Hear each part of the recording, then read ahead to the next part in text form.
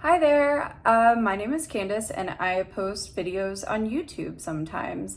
And right now I'm doing a series where I'm talking about Preptober in preparation for NaNoWriMo 2022. If you don't know, that is National Novel Writing Month. I've got a video announcing that I'm doing that, and then I've also got another video that's basically talking about how rude, stop! It's basically talking about how I am doing my prep and kind of how I'm going to be writing the novel. He is just angsty today. He hates this chair for some reason. This is Sir Clive, if you have not met him yet. He is my boss and my tyrant and my child, all in the same. Anyway, so I haven't done a ton of prepping work. It's more so I've been trying to, but I feel like I've been struggling with a lot of things. So I just want to share some of those struggles with you, and maybe you've dealt with the same thing or you have kind of like an idea that could help me out. That would be cool. So the first one that I've been dealing with is kind of like an information overload. I feel like in order to prepare, I need to do as much as humanly possible and know as much as I possibly can, which isn't super reasonable, especially like within a month or so that we have to prepare. And it also doesn't make a lot of sense. So I'll take a step back, and I think that this has to do with like my own anxieties of like, oh, I'll never be able to read all the books that I want or watch all the movies that I want or learn about all the things that I want to learn about. And so this kind of just ties into that. And it's also difficult living in the age of the internet where literally every ounce of information is at your fingertips. So you feel like you have this access 100% of the, well, not 100% of the time, but most of the time, and you feel as though you should be able to know everything too, which is kind of like tricky, but it doesn't make sense for this. And that's what I have to keep telling myself, is that really I am writing a first draft. Yes, it is National Novel Writing Month, but the real goal is not to have a finished novel by the time that you're done, but to have a finished first draft where you can go back in, you can add more details, you can finesse some things, you can better develop your characters if you need to, add those final touches. I don't need to know everything in October, and it doesn't make sense to expect that of myself. So some of the things that I've been tackling that I kind of like had these big goals of what I wanted to do, and I'm having to like be easier on myself so I don't just stop, because as I've explained before, if I can't do something 100%, I don't want to do it at all. So I wanted to get a lot of general research, and there's a lot of different areas that I could dive into research on for my book. It has a demonological perspective, and exorcism, possession, faith healing. There's a lot of things going on about that, which aren't necessarily, so they're facts, but I put facts in quotes, and that's because it's not stuff that's necessarily scientifically proven, but there are still sort of facts and just things that are generally agreed upon as this is the way that we do things, this is how we see, or what we agree that a demon is, or the hierarchy of demons. But the thing is that there's so many different ways to look at it. And I was watching a video today about demonology. It was really, really interesting. I'll actually drop a link to it in the description. It's interesting just in general. But there's not like, even in Christianity, there's not one specific way to classify demons. There's all of these different ways. And then you also have to take the cultural factors into consideration as well. So there's just so much that I could do. And that's not even, that's just like barely touching the surface. You know, that's just one perspective of what a demon is. Then you have like the ancient Greeks and like the demons in Judaism and Islam and all of these other religions. And I don't have time to learn about all of them. I basically have to like choose one path and go down it. And then the same is true for like exorcism and some of the other stuff that I'm researching. It's like I can only take in so much information. So what am I choosing to accept as like facts, and what am I willing to leave out? Because the other thing too is that people who come to read my book aren't necessarily there to learn about demons or exorcisms. And that's what I need to, that's what another thing that I need to consider. I just need to have enough to where it makes sense. It doesn't have to be something that is like peer reviewed perfect. It just needs to be enough to where people who watch exorcism movies and know about these types of things, that they're like, yeah, like she put some work into this. Like she knows what she's talking about. And I think that's the biggest thing is I want to be credible. I want to give these areas of research their due respect, and not just make things up on the fly based off of one or two movies that I've seen. So there's that. The other thing is I was hoping to do a lot more reading on books about writing, just in general. So I have Stephen King's On Writing, and I was hoping to pick up some more from the library, but honestly, like, I'm really busy with work. I have a huge volunteer thing going on this weekend. I've been working out a lot more because that is something that I need to be doing, and to be quite honest, I don't have enough time for it.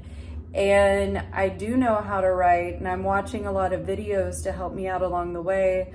So it's one of those things where I feel kind of guilty, like if I'm not learning it from the experts, and if I'm not reading about how to write a novel or write a story, then it feels like whatever I write is just going to be lesser because I haven't done the research for that. And so again, I just need to tell myself this is a first draft, and kind of continually reminding myself of that.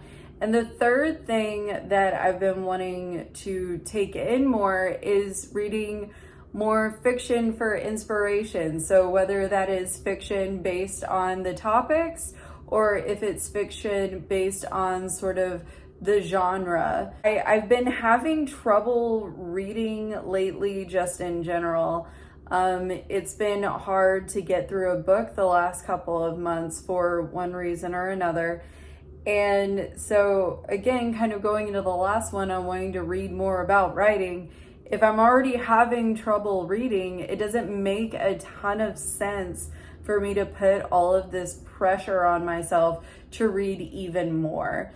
So I do want to do those things. I think I'm just going to continue to take it day by day, go in and read what I feel like reading, and just take it as inspiration hits. And the other thing too is that I can lean back on some of the books that I have read before, but I can lean back on that prior experience of books that I've read before, and I can reference those. I don't necessarily need to intake new information. And the same goes for research. I've done research on some of these topics before.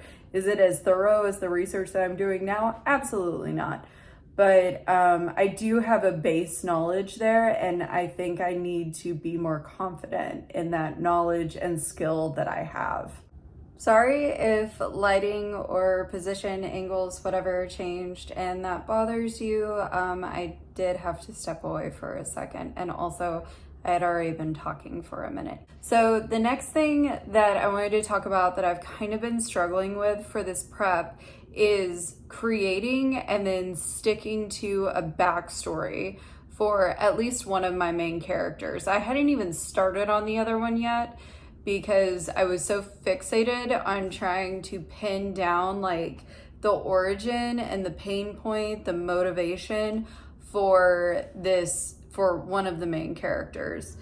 And I reached out to the writing group that I'm a part of on Facebook, which is Sarah Cannon's writing group, which I've mentioned multiple times. Heart Breathings. They gave me a lot of good ideas, not necessarily things that I could directly apply to my story, but just different ways of thinking. One of the ideas that I thought was really cool was having an interview, like interviewing your character to just kind of see, like, as a brainstorming activity to see how they would answer. And another thing that they put forward was that the pain point doesn't have to be so dark and so horrible. It can be something as simple as, so one of the things that one of my main characters desires is power and influence. So I guess that's two things. And the way that she put it was, it doesn't necessarily that it has to be this huge traumatic childhood event, which I don't necessarily want it to be, because even though this is dark, it is supposed to be humorous. So I don't want it to be so traumatizing. I mean, it's gonna get dark, but I don't want it to be too bad. So I didn't want it to be like crazy bad, but that was just where my brain was going, and maybe that's on me. But she also said it could be something as simple like they weren't able or allowed to make their own choices about anything as a child. And that would lead them to maybe being a bit more power hungry and wanting to have control over everything. And I thought that was a really good point. That might be one that I carry forward. Even if I don't, I wanna build on that. And I think that is a more relatable thing and something that's a bit more realistic, like easier to kind of like build up, like how these small things can kind of snowball into these larger effects, and that can have a more impactful hit on the audience, especially if they haven't gone through something as traumatic like that as a child, which, like, dear goodness, I hope not, for what I was originally planning to write. So I think that this is a bit more like it hits at that personal level a little bit more. So again, originally, I wasn't even looking at the origin story of the other character, because I was like, I can't work on that one until I have this one figured out, because one is going to lead into the other one. And then I was like, wait, hold on, that doesn't make sense. Give your brain a break and allow yourself to look at this other character. So I did that. I pretty much spent my like Preptober portion of the morning focusing on that other character, and it helped. And I think that I can actually reverse engineer it a little bit to where that character will help me explain more of this other character. And they can bounce off of each other. One doesn't directly have to affect the other one in the way that I was thinking. So again, allowing myself to be more flexible, and I'm the one who put that restriction on myself. There was no reason for me to do it. No one else told me that I had to figure out one character before the other. So yeah, just again, allowing myself to be flexible. There are no rigid rules. It's okay. The next thing that I was kind of thinking of, especially watching a lot of these like Preptober vlogs, and other videos by mostly people who have done NaNoWriMo before. A lot of it has to do, not a lot of it, but a lot of them have a segment where they include like some trip to go get themselves snacks or like little treats for when they write 1,000 words or 10,000 words, or however it is that they want to like reward themselves, which I think is great. But that does not work for me for a couple of reasons. when I buy something, it's just mine now. Like, I'm not one of those people that's like, oh, I'll put it away in a drawer and I'll gift it to myself when I get to this point of like, whether it's weight loss or like a promotion at work or whatever. Like, after I read so many books, it's no, that once I buy something, it's mine. Like, mentally, I can't conceive of storing something away for myself. Like, I already know that I have it. So it just doesn't make sense for that to be a treat for me. And then for the actual treat candy type things, especially with it being Halloween and Halloween candy galore, a lot of people are buying like Halloween candy for themselves. Yo, come on, like, be honest. So I would put it in the freezer with all of the best intentions of treating myself every 1,000 words with a little mini peanut butter cup. But realistically, what will happen is I will be PMSing and upset about something. I don't know what, anything, take your pick. Pocahontas. And then I will grab that entire bag of candy and I will sit there and eat it all while crying. So these things just don't work for me. And I think realistically, I don't know that I need to reward myself or treat myself. I think, I honestly think that it's just going to be one of those things where when I hit 1,000 words, I'm just going to be happy. Like, I'm just going to be so proud of myself for hitting milestones and completing things, especially with this being my first time. I don't need a lot of external motivation besides just doing the thing and like proving to myself that I can do it. So I don't entirely know that I need to reward or treat myself. I'll talk to my husband about it and see if he has any ideas. Like, maybe he can do something for me. I don't know. Maybe he can like bring me a flower or take me out to dinner. I don't know. Again, we don't have kids. Like, we just do what we want when we want. It's so, I don't know. Maybe I just live too much of a privileged life and I am just too,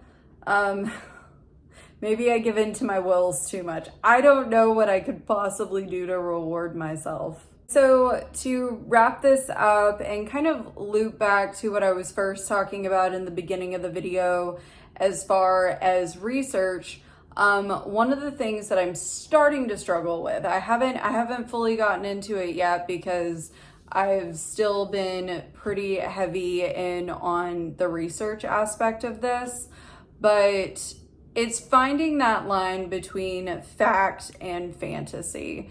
So what are the things that I want to carry into my story?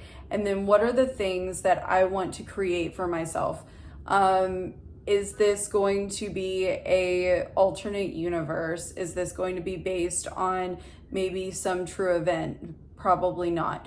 But what kind of like between those two extremes, where am I going to fall? So I'm starting to get to the point of plotting where I need to figure out more of the rules of my story. So those rules of the culture, the society that this is built in, and then also the rules of the organization within this, and then the rules for the demons as well. There's a lot that I have to figure out.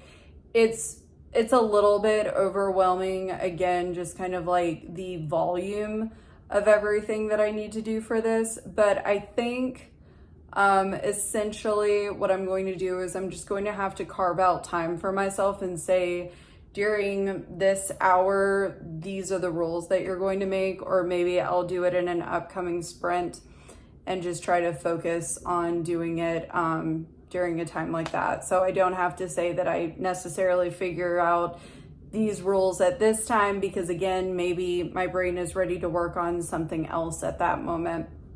So those are kind of just the general places where I'm struggling at currently in Preptober. And I mean, I say struggle very lightly because I know that like problems or issues, it's kind of cliche to be like, well, those are opportunities for solutions or whatever. But it really is, it's more so this is the process, and I'm comfortable with that. I need to allow myself to work through it, and I don't want to let myself get stopped by any of this. And that's it. Thank you so much for watching. Like, comment, subscribe. This is my third video for this series. I'm super excited about it. And I'm just chugging along. I've still got momentum, and I'm still excited about it. So thanks again so much for watching, and have a great day.